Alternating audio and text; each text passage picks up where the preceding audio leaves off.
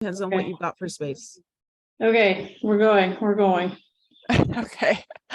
Okay, thank you. And I just want to sort of reiterate like the different hats I'm wearing here. So I come to these meetings in my role as stewardship support for our regions and to help, support funding the mission of our communities of faith. I'm just sorry. I'm just going to pause for the recording, Ruth Anna.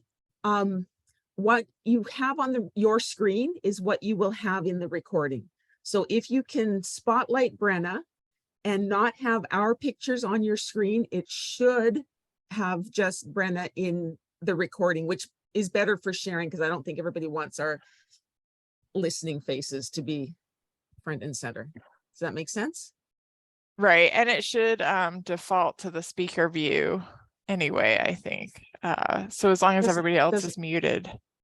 Yeah, it doesn't all. I have speaker view going, but I don't know how to make Brenna a spotlight on Brenna.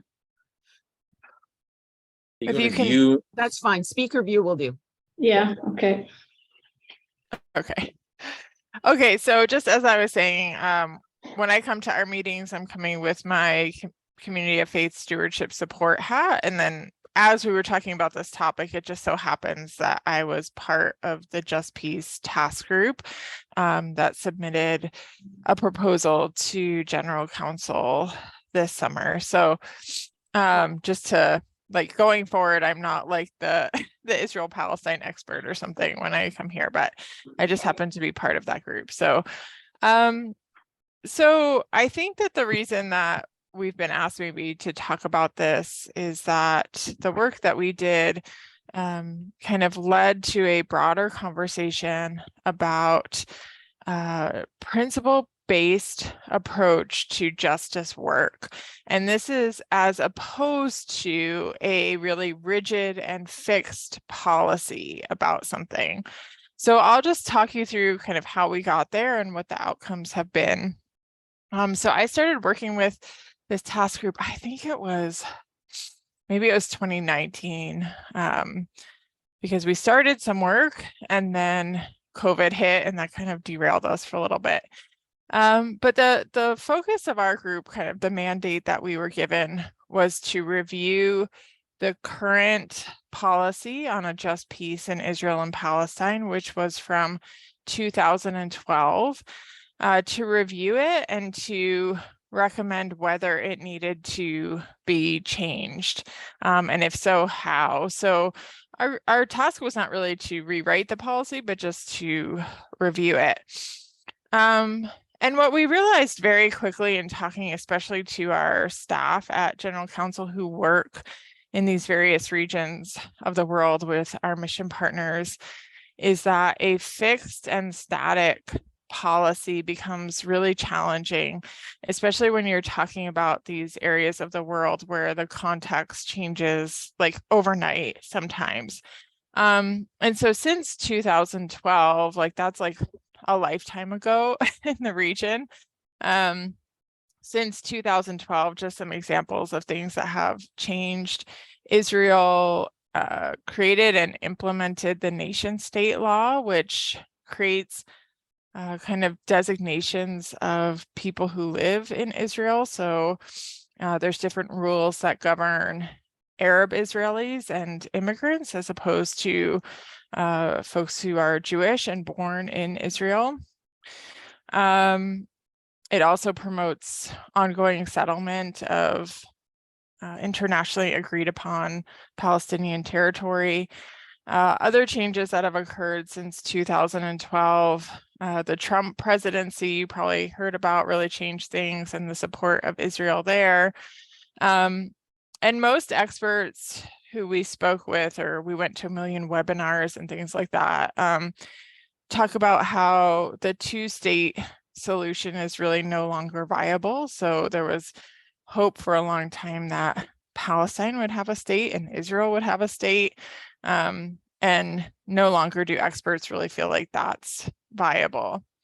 And so our staff reported to us that that fixed and rigid policy restricted their ability to respond to partners' requests and needs, or to support the work of partners working in the region. For instance, our 2012 policy does support some financial measures as a way to resist the occupation, but it does not expressly talk about the boycott, divestment, sanction, or BDS movement.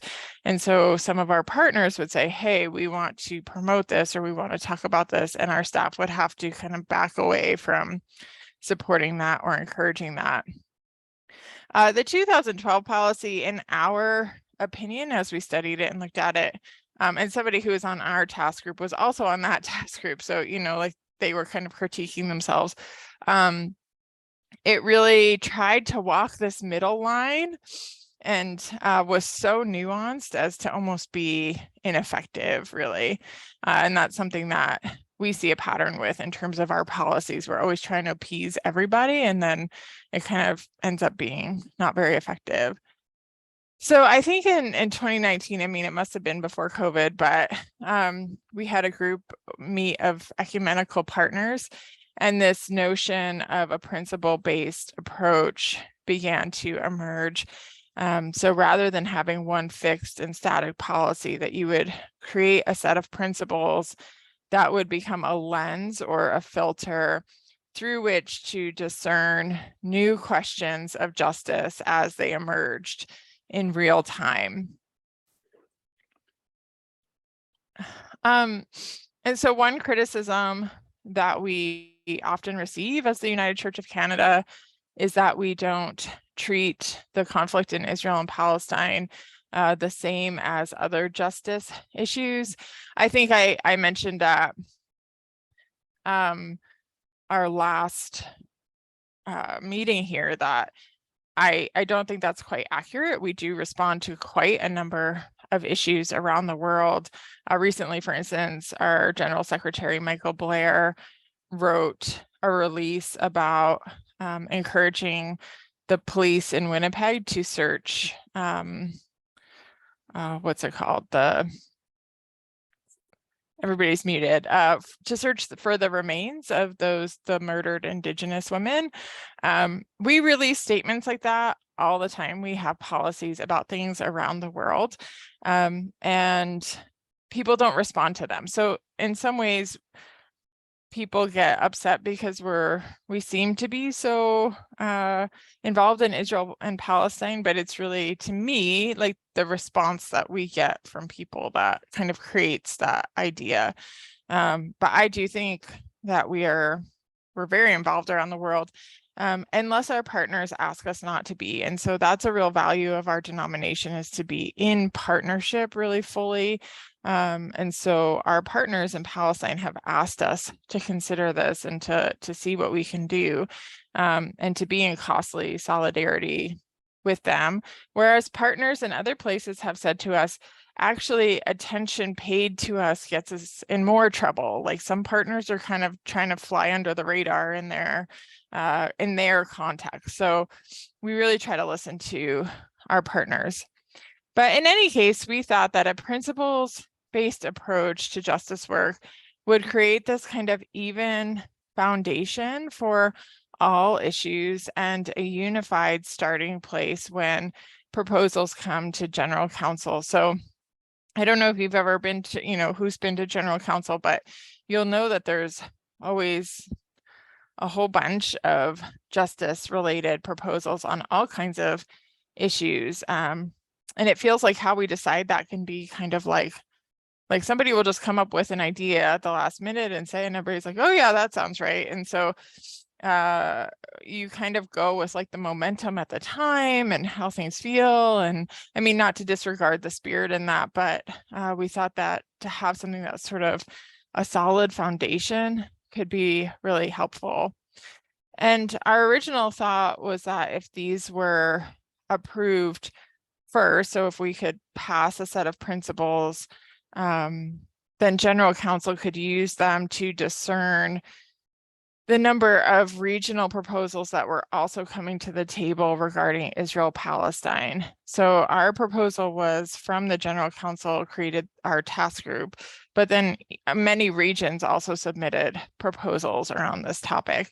But this would not prove to be so easy. It was quite muddy in the end.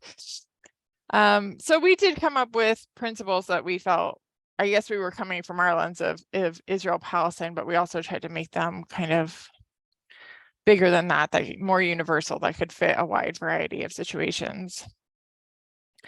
We also became, I guess, excited about a principles-based approach to justice because we felt it was a way to decolonize somewhat, which is another goal of our denomination. More and more we came to feel like policies in a way are this sort of paternalistic, like pontificating way of doing things, that there's a way that you put out a policy and it's like, here, everyone, like, this is what we think, and this is what everybody should think about this, rather than approaching from a position of humility and listening with the ability to correct ourselves over time and to adjust and to adapt.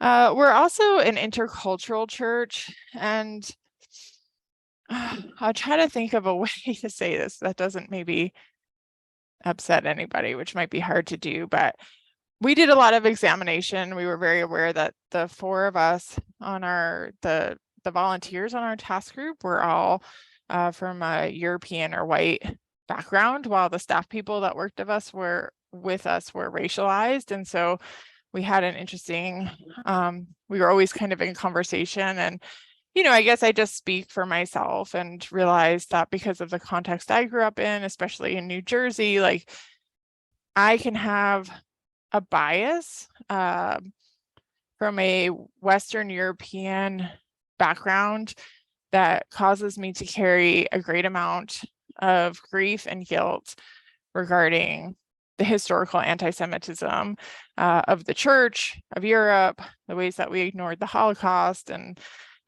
continue to ignore anti-Semitism.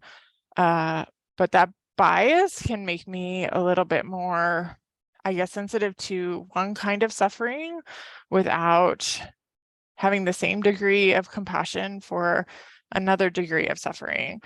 And we realized that in the past, a lot of our work and policies around Israel-Palestine were coming through that Western white lens of things. But more and more, we are an intercultural church that, as we were saying, has Indigenous members or has members who have lived in other places of the world, who have experienced active colonization today, who have experienced being occupied themselves. And they have a different perspective on this issue. They don't carry the same kind of history with them. And so a big part of our work was kind of unpacking that and acknowledging the many different levels of oppression and suffering that can be coexisting at the same time without saying you need to pick one over the other. And so again, we thought that here a principle-based approach to things could be helpful. And we also had to acknowledge that on some issues, like many of the critiques that come against Israel, especially in regard to being an apartheid state, and I try to use that with as little, I guess, kind of emotion as possible, but just a definition of what apartheid is, which is kind of giving different rules to different people, that a lot of those critiques could come against Canada as well, and certainly the United Church's participation in that throughout the year. So we became very aware of the way that policies, you know, kind of we shake our finger at somebody when those same critiques could be really leveled against us as well. And what does that mean? And how do we try to avoid being so, I guess, hypocritical about things? So again, we kind of felt like, okay, principles help us to keep learning, growing, adapting, evolving. And so when we began to write the principles, I think we started by saying, you know, we're just going to have like 4 really solid ones. We wanted to make it broad and open. And then, of course, we ended up creating a whole bunch of them. But the principles that we determined came from from historical theological convictions of our denomination. So what have we been passionate about and committed to throughout our history, as well as a commitment to international law and the UN Declaration of the Rights of Indigenous Peoples. So those were important guiding documents and theologies, I guess, for us to be aware of. So I did send, I don't know, I can read through all of these briefly, but the principles that we suggested were that we seek to be a church with zero tolerance for all forms of racism, including anti-Semitism, committed to listening to partners and resisting the temptation to jump in as savior, learning that listening may demand a response that invites us to costly solidarity, seeking to speak truthfully, even when the truth is painful, with courage to name things as they are, seeking to decolonize the justice work of the church, striving to speak and act with humility, open to fresh revelations of historic injustices, which compel us to shape and reshape our understanding of the demands of justice, that affirms people's right to engage in nonviolent resistance to injustice. That became really important when we talked about the BDS movement. That promotes respect for and commitment to upholding international law, including political, civil, cultural, economic, and social rights, including the right to self-determination. That promotes equity, mutuality, and respect as the path to right relations in the spirit of the United Nations Declaration on the Rights of Indigenous Peoples. That supports processes and systems that lift up those who are marginalized and oppressed. That recognizes that in some situations, there are multiple oppressions and injustices and seeks to avoid false dichotomies in our analyses and statements. That is accountable for how our words and actions can be misused to fuel polarizing controversies and historical and existing injustices. And lastly, has a deep desire to stay in dialogue. And so then what we did was, our proposal was to recommend those as the principles that be adopted. But then in our report, which you can take more time to read through it all, but we looked at the 3 issues that we thought were most at stake that are causing the most difficulty in relationships with partners and ecumenical partners and things. And the 3 issues were the boycott, divest, sanction movement, the question of apartheid, because many of our partners have called on us to declare what is happening in the region as apartheid, and the question of Israel as a Jewish state and what that means. And so just to really briefly go through, when we use the principles as a filter and kind of sifted our way through them on these questions, for BDS, we felt we could support individuals and organizations engaging in BDS because it is an act of nonviolent resistance. You could support that without necessarily recommending that everybody do it. So it's not to say, oh, if you're a member of the United Church, you have to do it, but if you want to, you can. And there's been great historical examples of that being really effective in terms of changing policies or governments. The question of apartheid, we did feel that Israel's nation state law fit the definition of apartheid. And many, I would say, unbiased people or people who study this, who have spent their career studying this, will say the same. However, when we looked at our principles, we also felt that at times using that language could be more harmful than helpful. Whenever we use that language, we have to enter into it with a great deal of care and discernment about what we're saying and why and who we're saying it to. I would say that because there are different organizations, I don't even know if organization is the right word, factions, sort of far-right extremists who white supremacy groups who would love for us to declare Israel as an apartheid state because it gives them fuel to engage in anti-Semitism here in North America. So it's just like very complicated. And then Israel as a Jewish state, and I'll just read what the United Church of Canada affirms when it speaks of Israel as a Jewish state. I think we think of it as we want a safe place for Jewish people from around the world to be able to gather and practice their faith without fear of consequence. What we say when we mean that, and now what Israel means as they have legally codified that, those are two different things. So using self-determination principles, we felt like we would not be able to affirm Israel as a Jewish state in the way that they mean it to be. And so just as I'm reading in my notes here now, like to some extent, none of this really matters. So at General Council, I wasn't there, but I wasn't a delegate. I just went once or twice to talk about this and to educate. But what happened was we actually gave our proposal first to General Council executive. And as we kind of expected, they said, well, we're not going to pass this on our own, which would have been the easy route if they had just said, okay, and accepted it. But it had to go to the full General Council. And it also became clear that there was sort of this chicken and egg problem. So if we pass principles about this issue, like what we really needed to have was principles probably first, and then start applying them to this question and to other questions. And so then this GCE 03 was created, which we also sent around.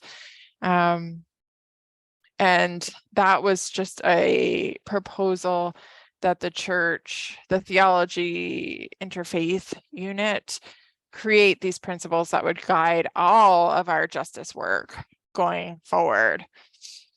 And so at General Council, both of these were kind of sitting side by side. And I would say and there was a whole slate of region created proposals that came to General Council as well. Related, especially again to apartheid, BDS, etc. So I'm pretty sure that all those region proposals were kind of scrapped in light of the anti-Semitic incident that happened in one of our learning conversations, where a rabbi who was there as an interfaith partner was disrespected and in quite a public and awful way. So then it was sort of like, okay, the wisdom of General Council was we need to kind of get ourselves together on this. And so what they decided in the wisdom of the court was that our proposal, GCE 04, the just peace, the recommendation specifically to use principles-based approach to Israel-Palestine, that would be tabled until GCE 03 was finalized and implemented. So what is happening now is that there is, I'm sure, a group, like a task group, that will work with the theology interfaith unit to create these principles for all justice issues. I'm not quite sure when or how we'll see that. There was a reminder, thankfully, from one of our Palestinian partners who was present at the General Council meeting that just reiterated the urgency that for them every day is so challenging, and that we have this real privilege of just sitting and thinking and talking a lot about this without actually doing anything very active. So which might be the right thing to do, and like, again, but it just is all very complicated. So basically, just to reiterate, like, nothing has changed. And I say that because in my experience of Israel-Palestine issues, there was a lot of media coverage. I shouldn't say a lot. I mean, there was some stuff that we were aware of in the spring that sort of took it first. I think, and I understand why, but people who are reading or writing, they don't understand what our process is because it's complicated from the outside, and they would see all of the policies, kind of all of the proposals, I should say proposals, as kind of one thing, and it could get out into the media like, oh, the United Church of Canada is doing this. Well, in actuality, like we remain with our 2012 policy, and this group is looking at creating principles that would help us discern all justice issues. So really not that much has changed. Okay, so, and I think that one piece of the wisdom from General Counsel was to make sure that also in the creation of the principles that the Indigenous church is a part of that, and that, you know, that they're working all together to get those different voices there. So I think that that's really important, and I was glad for that, to see that addition to the work. So maybe I'll just leave it there, and I guess Ruth Anna, if you want to stop recording and